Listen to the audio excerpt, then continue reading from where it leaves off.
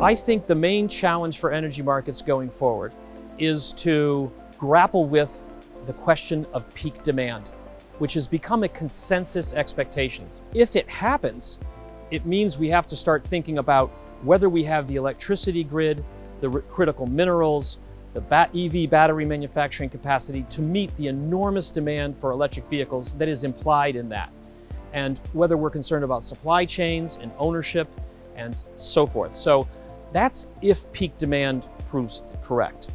If, and it's my view, peak demand is not going to happen this decade, the consequences of that are also fearsome, because we are not investing enough in the supply side for oil, especially, to meet demand for oil at the end of this decade if it doesn't peak, okay? And that will be a rude and nasty surprise as it does. If you don't have energy, I think we have to keep in mind, number one, the world needs to grow. There are 650 to 700 million people still today who lack access to basic electricity and energy. There is over 2.4 billion people who don't have clean cooking fuels around the world, and their cares and needs must be taken on board and into consideration as we proceed with the transition. Well, first of all, the world is still not on track to achieve the decarbonization pathway consistent with the Paris Agreement.